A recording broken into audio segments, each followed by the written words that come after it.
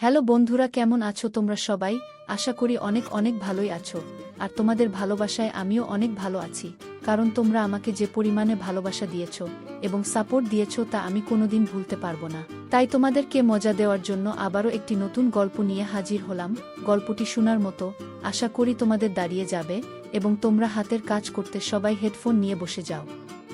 বিয়ের কিছুদিন পর আমার স্বামীর বস আমাদের বাড়িতে এলেন। তিনি আমার দিকে তাকিয়ে বললেন, ভাবি, আমি লক্ষ্য করেছি যে আপনি আপনার স্বামীর সাথে সম্পূর্ণ সুখী নন। আমি এই কথায় খুব অবাক হলাম, কিন্তু কিছু বলতে পারলাম না। কয়েকদিন পর বস আমাকে আলাদাভাবে ডেকে বললেন, আপনি যে আপনার জীবনে সুখ পাচ্ছেন না তা স্পষ্ট। আপনি চাইলে আমার সাথে কিছুটা সময় কাটাতে পারেন, আমি আপনাকে হাসাতে পারি। আমার চেহারা বেশ সুন্দর ছিল, গায়ের রং ফর্সা। বিয়ের পর আমি আরও সুন্দর হই, কিন্তু আমার স্বামী কখনোই সেটা বুঝতে পারত না, কারণ তিনি দৃষ্টিহীন ছিলেন।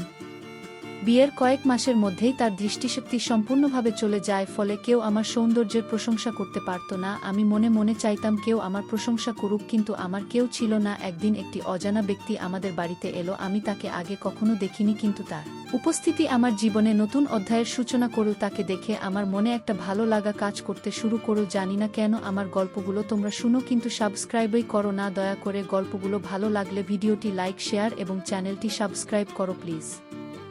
যখন আমি লোকটির কাছে তার পরিচয় জানতে চাইলাম, সে বলল, আমি আপনার স্বামীর অফিসের বস জিম। ঠিক তখনই আমার স্বামীর গলা শোনা গেল। বলল, নেহা, তুমি বসকে দাঁড় করিয়ে কেন প্রশ্ন করছো? দরজার ভিতরে ঢুকে বস আমার কাছে ফিসফিস করে বললেন, ভাবি, এই বাড়ির বাকি ঋণ পরিশোধ করতে হবে।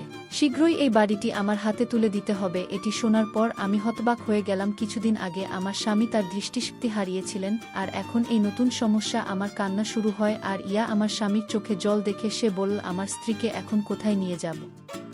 তার বস তখন বললেন, চিন্তা করো না, তুমি তোমার স্ত্রীকে আমার বাড়িতে নিয়ে যেতে পারো। আমি তোমার কাছ থেকে 1 টাকাও নিব না। তোমরা শুধু আমার কর্মচারী নও, তোমরা আমার অনেক দিনের বন্ধু। সেই মুহূর্তে তার বস আমাদের জন্য সত্যিই দেবদূত হয়ে উঠলেন। আমি জানতাম আমার স্বামীর বসের মনে কি চলতেছিল। সে হয়তো আমাকে মনে মনে চাইতে শুরু করছে, তাই সে আমাদের তার সাথে রাখতে চাচ্ছে। আমরা তৎক্ষণাৎ রাজি হয়ে গেলাম এবং আমি আমার জিনিসপত্র নিয়ে জিম সাহেবের বাসায় গেলাম, কারণ এছাড়া কোনো উপায় ছিল না। সেখানে কোনো পরিবারের সদস্য ছিল না, শুধু আমরা। আমার বামির বস আমাকে বললেন, তুমি কাজের চিন্তা করো না, শুধু স্বামীর যত্ন নাও। আমাদের সাহায্য করার জন্য অনেকে আছে। আমাদের রুম দেখানোর পর জিম বাড়িতে থাকলো আমাদের সাথেই এবং অফিসের কাজগুলো করে আমি সেই মাসের বেতন পেয়েছিলাম। আর পরের দিন থেকে নিজের রুমের বাথরুমে গিয়ে স্নান করতেছিলাম। সেই সময় আমি শুধু গাউন পরেছিলাম, কারণ বাথরুমটা ছিল একান্ত আমার জন্য। তখন ঘরে ছিল একজন দাসী, যার নাম করিমা। ভাই, এটা একদিনের ঘটনা। আমি তখন স্নান ঘর থেকে বের হচ্ছিলাম, শরীরে গাউন জড়িয়ে। দরজা খোলার পর দেখতে পেলাম এক ভদ্রমহিলা দাঁড়িয়ে আছেন। তিনি বললেন, আমি করিমা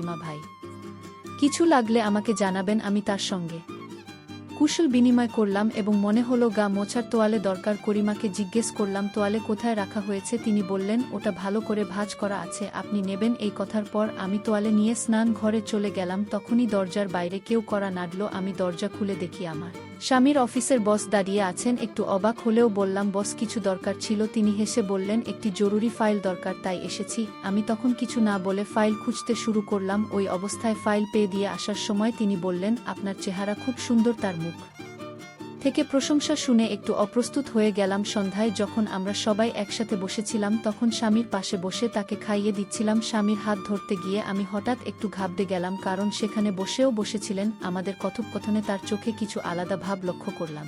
তিনি তখন বললেন, ভাবি, খাবারটি দারুণ হয়েছে, আপনাকে রাগ করতে হবে না। তার কথায় একটু খুশি হলাম, আর তার মুখের দিকে তাকিয়ে দেখলাম তিনি সত্যিই আন্তরিক। একটু সময় পর আমি আবার স্বামীর পাশে বসে তাকে খাইয়ে দিচ্ছিলাম, যখন আমার হাত আবারও তার দিকে চলে যায়।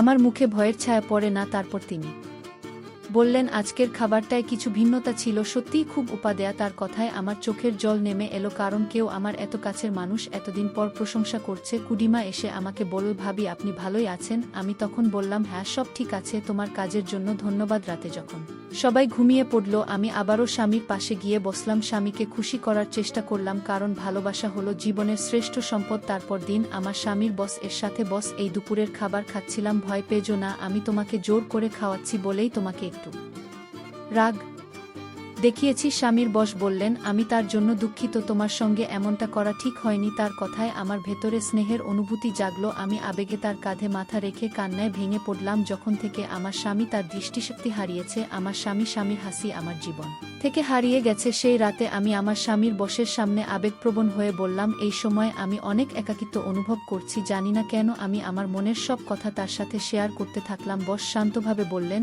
আমি তোমার পরিস্থিতি বুঝতে পারছি। যদি কখনো তোমার মনের কথা বলতে ইচ্ছে হয় তবে আমার সঙ্গে শেয়ার করতে পারো। তবে হ্যাঁ, আজ থেকে আমাকে বস বলে ডেকো না, আমি তোমার স্বামীর বন্ধু, তুমি আমাকে নাম ধরে ডাকতে পারো। আমাদের একে অপরের পাশে থাকার প্রয়োজন, তাতে হয়তো তোমার সমস্যাগুলো কিছুটা লাঘব হবে।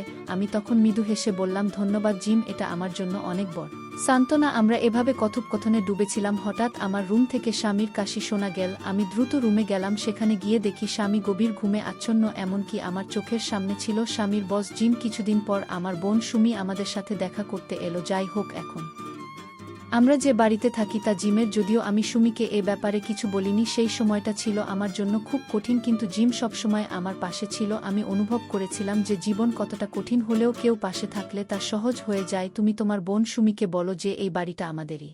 বল জিম। আমি তখন সুমিকে বললাম, হ্যাঁ, এটা আমাদেরই বাড়ি। সুমি যখন আমাদের বাড়িতে এসেছিল তখন আমি লক্ষ্য করলাম সে জিম এর দিকে বেশ মনোযোগ দিচ্ছে। সুমি তখনও অফিস থেকে ফিরে আসেনি আর জিমও বাড়িতে ছিল না। সেই সময় সুমি মজা করে বলল, তোর স্বামীর বন্ধুর সাথে ভালোই বন্ধুত্ব হয়েছে, তাই না? আমি ভাবছি আজ রাতেই তাকে প্রস্তাব দিই। সে জানতো না যে আমরা যে বাড়িতে থাকি সেটা আসলে জিমের। এ বিশ্বাসটা গোপন রাখার জন্য আমি চুপ থাকলাম। পরে আমি জিমের ঘরে গিয়ে দেখি তিনি কিছু উপহার এনেছেন। সেই সময় সুমি এসে হাজির হয়। আমি দরজা খোলা আমার সুমিকে জোরে চিৎকার করে উঠি। আমি তাকে বললাম, জিমে কাপড়গুলো তোমার জন্যই কিনেছে। সুমি হতবাক হয়ে ঘর থেকে বেরিয়ে গেল। আমি তখন জিমের দিকে তাকিয়ে হাসলাম। পরের দিন আমার স্বামী দুজনেই ছুটি পেয়েছিল। সেদিন জিম বাড়িতেই ছিলেন। জিমকে দেখলাম সবসময় আমার বোন সুমির কাছে থাকার চেষ্টা করছে। বিকাল পর্যন্ত সুমি আমার রুমে বসে থাকল এবং আমাকে বলল, তোর বন্ধু জিম ভালো লোক, একটু সময় কাটাতে মন্দ হবে না। জিম পরে বলল, তিনি একজন চক্ষু বিশেষজ্ঞের সঙ্গে কথা বলেছেন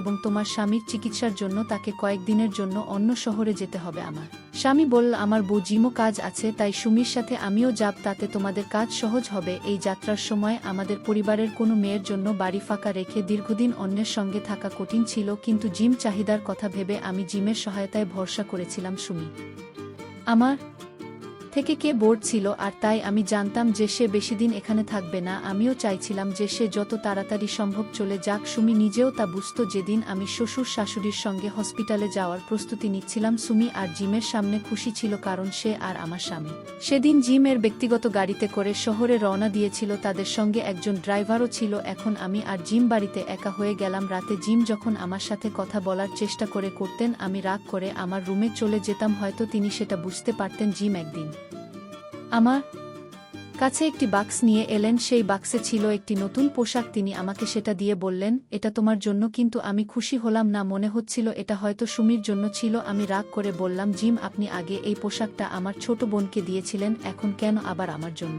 নিয়ে এলেন? জিম বললেন, নেহা, এটা সত্যি তোমার জন্য। আমি কখনো এরকম পোশাক কাউকে দিইনি, এই প্রথম তোমার জন্য কিছু এনেছি। তার কথা শুনে আমি একটু শান্ত হলাম। মনে হচ্ছিল তিনি সত্যি বলছেন। তার অনুরোধে আমি সেই পোশাকটি পরে দেখলাম। যখন আমি ছোট ছিলাম তখন এরকম পোশাক তামার এখন এই পোশাকটি আমাকে বেশ মানিয়েছে। জিম কাছে এসে আমার দিকে তাকিয়ে বললেন, তোমাকে অসাধারণ লাগছে এই পোশাকে। তার প্রশংসায় আমি লজ্জা পেলাম, কিন্তু তার আন্তরিকতায় আমার মন ভালো হয়ে গেল। জিম এমনভাবে আমার দিকে তাকালেন যে মনে হলো তিনি সত্যিই আমার জন্য এই পোশাক এনেছেন। তার চোখে সত্যতা দেখে আমি নিজেকে সুখী মনে করলাম। আমি মনে মনে ভাবতে থাকলাম যে আমাকে নিয়ে ভাবার একজন আছে। তাহলে জিমের সঙ্গে কথা বলার সময় হঠাৎ আমার কি হচ্ছে তা ঠিকমতো বুঝতে পারলাম না। আমার মনে হয়েছিল সবকিছু জেন ঝাপসা হয়ে যাচ্ছে। পরের দিন সকালে যখন ঘুম থেকে উঠলাম তখন দেখলাম আমি জিমের ঘরে আছি। তার দিকে তাকাতেই তিনি উদ্বেগের সঙ্গে বললেন, নেহা, রাতে তোমার হঠাৎ কি হলো? তার কণ্ঠে উদ্বেগ দেখে আমি ভয় পেয়ে গেলাম এবং তাকে শক্ত করে জড়িয়ে ধরলাম। এদিকে আমার বাবা মা ফোন দিয়ে বললেন যে সুমি বাড়িতে আসেনি, আর সে নাকি তার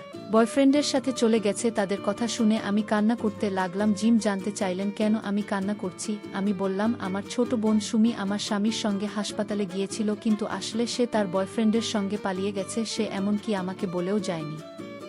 আমি বাবা মাকে ফোন করেছিলাম এবং বলেছিলাম যে আমার বোন আমার সাথে দেখা করতে এসেছে কিন্তু তার প্রেমিকের সঙ্গে পালিয়ে গেছে। জিম তখন আমাকে শান্ত করে বললেন, নেহা, ওকে নিয়ে একটু চিন্তা করো না। সুমি নিজের পছন্দের পথে গেছে, তার সিদ্ধান্তকে সম্মান করতে হবে। তুমি একা নও, আমি আছি তোমার পাশে। তার কথায় আমার মনে ভরসা এলো। আমার স্বামীর চেয়ে জিম আমাকে একটু বেশি ভরসাযোগ্য মনে করেছিলাম। গত রাতে তার আন্তরিকতা বুঝতে পেরেছিলাম যে সে সত্যিই আমাকে বোঝার চেষ্টা করছে। আমি আবার সেই পোশাক পরে নিলাম যা সে আমাকে দিয়েছিল। পোশাকটা অনেকটাই ছোট ছিল, আমাকে অনেক সুন্দর লাগছিল। এরপর জিম আমার কাছে এসে বসলেন। তার সাথে কথা বলতে বলতেই আমি ভুলে গেলাম যে আমাদের মধ্যে কোনো সীমাবদ্ধতা আছে। ধীরে ধীরে আমাদের মধ্যে এক অনন্য সম্পর্ক তৈরি হচ্ছিল। জিমকে আলিঙ্গনে আমি নিজেকে একটু নিরাপদ মনে করছিলাম। এমন সময় ঘরের দরজা খুলে গেল এবং আমি সামনে তাকিয়ে দেখি আমার স্বামী দাঁড়িয়ে আছে। আমার প্রথমে ভয় লাগলো, কিন্তু জিম আমাকে বুঝিয়ে দিলেন যে সে কিছুই দেখতে পাবে না। জিম বললেন, তুমি ভয় পেও না নেহা, আমরা যা করছি তা শুধুই আমাদের ভালোবাসার প্রতিফলন। এখন থেকে আমরা দুজনেই একে অপরকে ভালোবাসবো। তোমার স্বামীরও এ নিয়ে কোনো সমস্যা হবে না। সেই মুহূর্তে জিম আশ্বাসে আমি সম্পূর্ণরূপে নিজেকে তার প্রতি সমর্পণ করলাম। আমার স্বামীর দৃষ্টি হারিয়ে যাওয়ায় আমি প্রথমে একটু বিচলিত ছিলাম, কিন্তু সেটা সামলে উঠতে পেরেছি। একদিন আমার স্বামী বলছিলেন যে নেহা, আমার বোন কোথাও চলে গেছে। তখন গাড়ির ড্রাইভার আমাকে সবকিছু জানালো যে সুমি আসলে পালিয়ে গেছে। স্বামীকে বোঝাতে গিয়ে আমি খুব কষ্ট পেয়েছিলাম, কারণ সে সত্যিটা জানতো না। আমি কিছুক্ষণ পরেই জুস তৈরি করে নিয়ে এলাম। যখন আমার স্বামী আর তার বন্ধু জিম একই ঘরে ছিলেন, আমি ওদের জন্য জুস নিয়ে যাচ্ছিলাম। ঠিক সেই সময় হঠাৎ তাদের কথোপকথন শুনে থমকে